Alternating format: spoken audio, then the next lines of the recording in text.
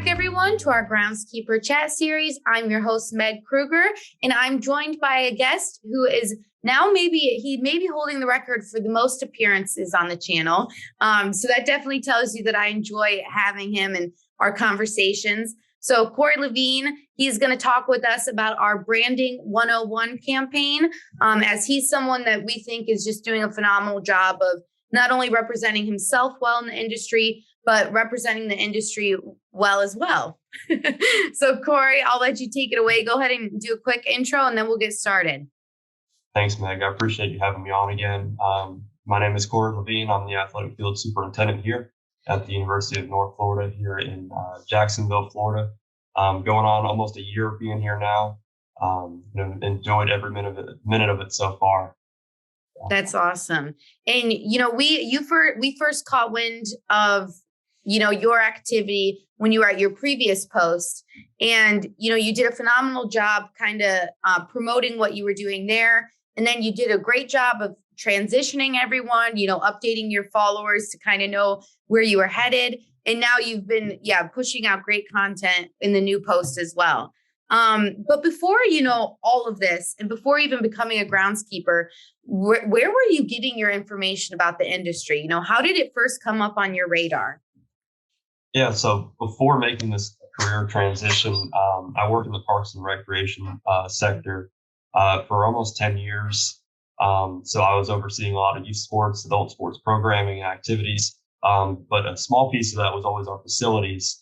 And I was really fresh and didn't know a whole lot. So I turned a lot of the time to YouTube or just the internet in general to learn how to stripe an athletic field. And I was probably 16, or even younger, first learning how to, put an aerosol can in a striper.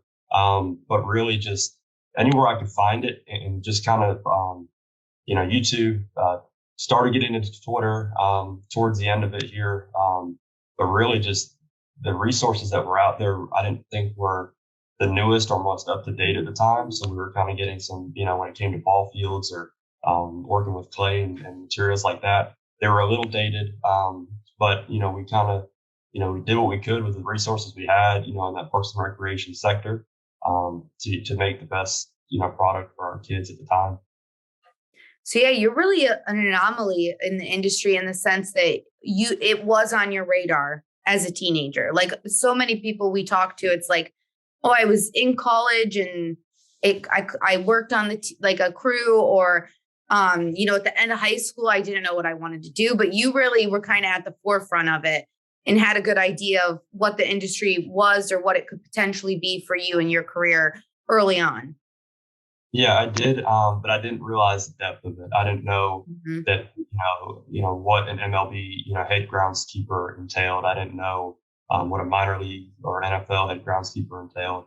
But as I got further into my Parks and Recreation career, I started learning more and more about it because of Twitter. And, I would, basically compliment, those guys on their fields and realize how receptive they were. Yeah. I think it was back in maybe 2014 or 2013, Mark Clay with the Jacksonville Jaguars. I just kind of cold emailed him and told him what a great job him and Nick did down there.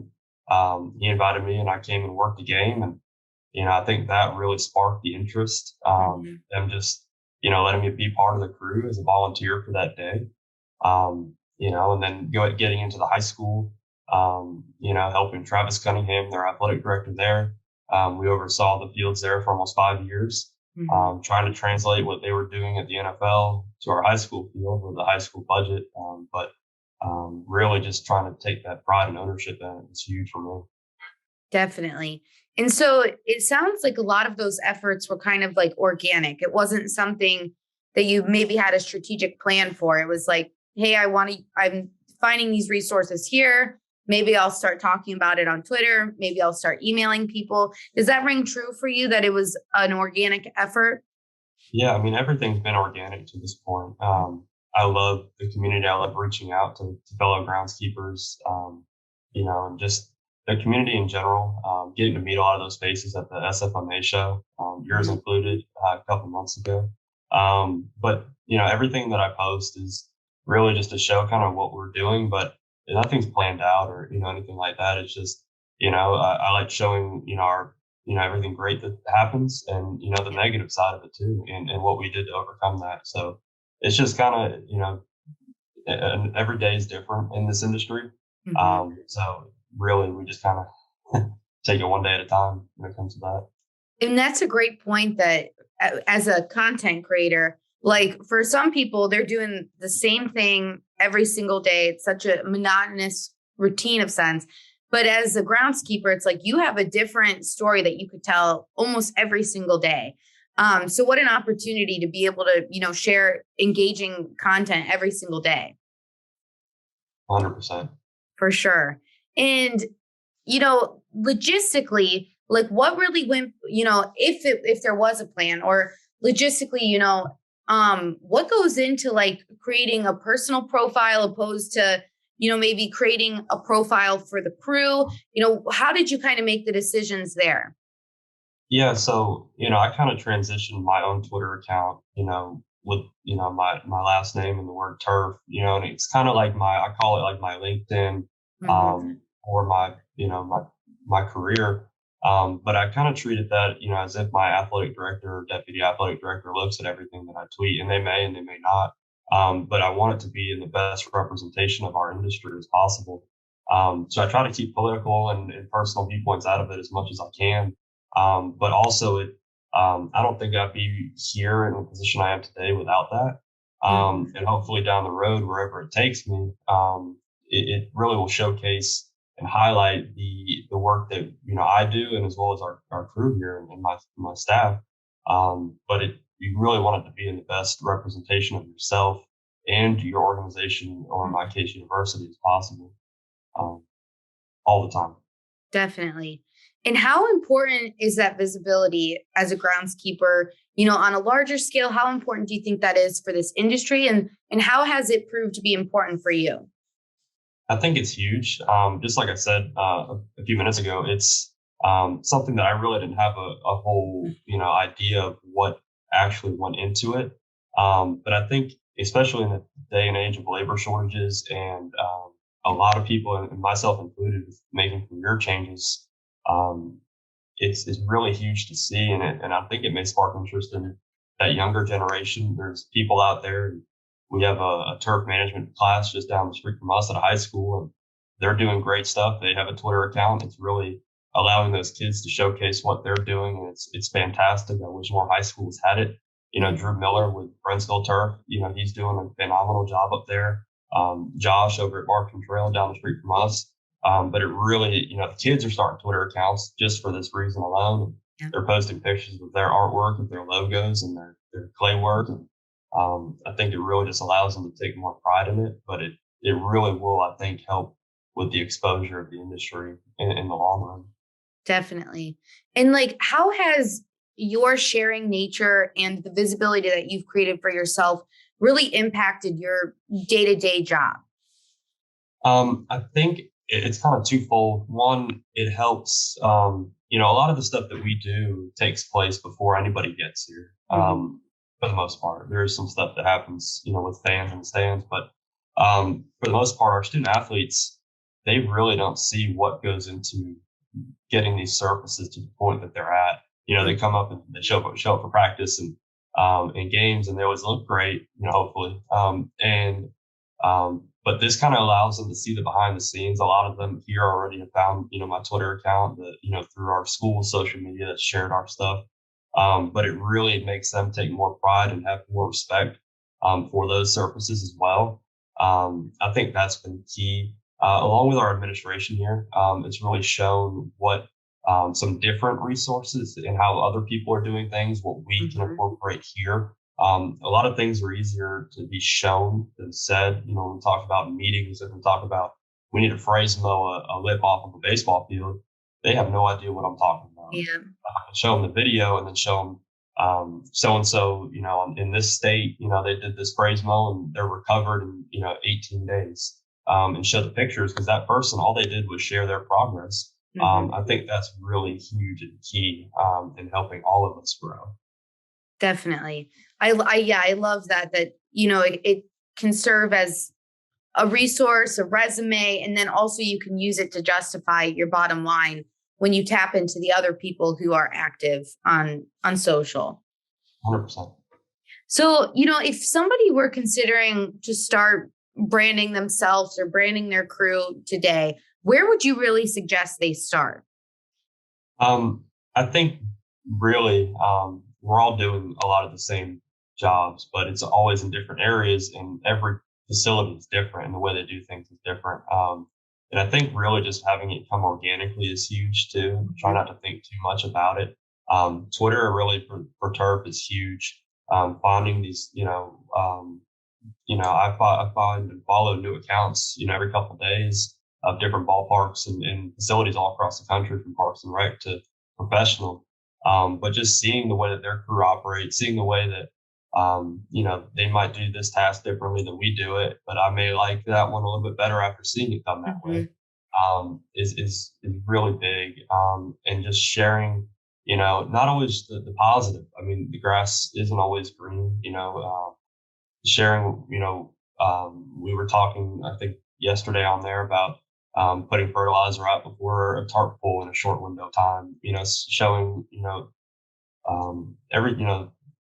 everything doesn't have to always be positive.